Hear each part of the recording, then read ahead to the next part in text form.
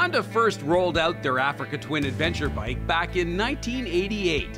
In those days, it was a big 650cc V-twin powered dual sport motorcycle, built to pay tribute to the big desert racing machines that competed in the world-famous Paris-Dakar Rally.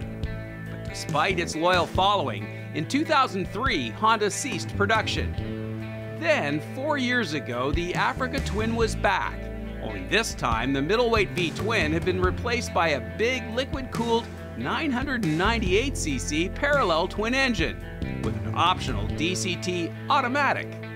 2 years later, the adventure sports version appeared, which has now been significantly revised in 2020.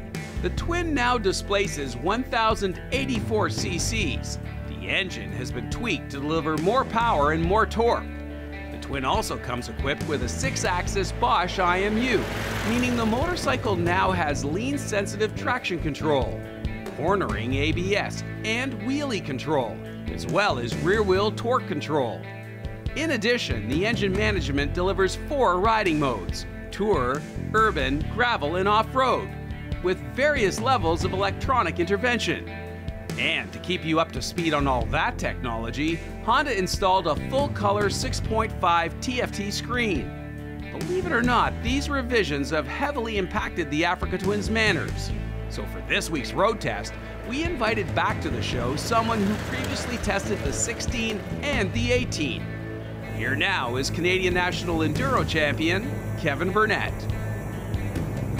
So Kevin, I was so delighted that you said yes to doing the road test this time around. You've ridden the original Africa Twin. You rode the first version of this generation back in 2016 for us. Yep. Then when it was revised, 2018, and they brought out the adventure sports. And now the big revision again in 2020. What was your first impression? Well, it looks like the same bike. From a distance, you go, okay, well, they might have changed a couple things, but it's an entirely different bike. It just looks the same. They've changed everything, really. The motor's bigger, more powerful. The power comes on differently. You've got a lot more options on how your power is delivered and how the traction control comes in. Yep. I've spent the last hour and a half just going up and down and back and forth and all the options, and they all look great. Yeah. Very impressed. Yeah. It is surprisingly, it looks the same as the 2018 version, but you're right. It's certainly a whole new motorcycle. So let's talk about the engine. You said the power is delivered differently. It's got a bit more displacement through stroke. Well, it's got a nicer sound as well. I found the original kind of tinny and kind of a light sound. This has a little more grunt to it, a little lower tone. It's really nice sounding. Yep. And pulls at, I'm going to say 15–20% more torque is what it feels like. Yep. Honda also revised the steering geometry. They've lightened it up a little bit. There's a new subframe. Could you feel a difference in terms of the handling? Yeah, now that you say that, I did notice that the seat didn't jiggle like the other one did. Yeah. And you don't really notice it until you get on one that doesn't jiggle, right? And you go, something missing there. It just felt really solid. Yeah. The handle was great. It held a straight line a lot nicer, less twitchy, I guess you can say.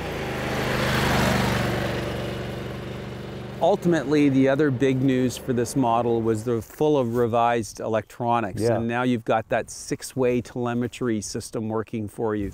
So tell us a little bit about that with the big color screen. You have a lot of options to go through.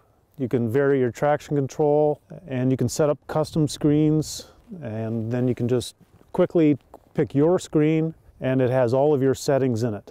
You can have maybe one setting for riding with all of your luggage and a passenger, and then all of your traction control and everything built in, and call that setting 2 or whatever. Right? Yeah. But the touring setting works quite well. Yeah.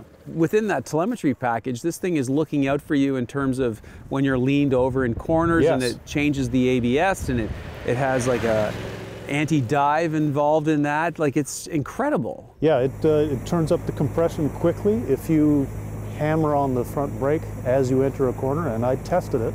I even tested it with some gravel. That was a little scary, but it kept the bike upright. Saved my bacon a bunch of times, but that's because I pushed it into the corner to see what would happen. Right. And boy, did it ever work.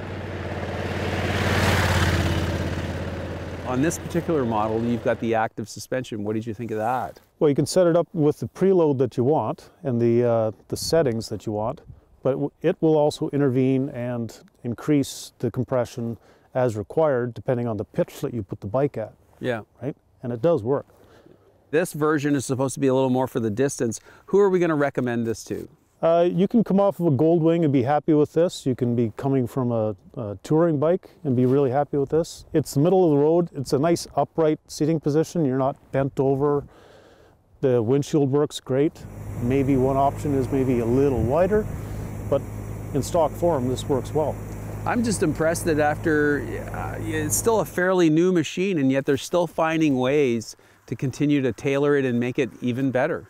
Well, and it is still typical Honda. They're conservative in a bunch of ways. The fit and finish is awesome. They take great detail and anodizing little things to make it all match. And yeah. Good detail everywhere. Yeah. So overall, you're impressed? Yes. Yeah, 2 thumbs up. This is a really nice bike. Kevin, that's a lot coming from you. Thank you so much.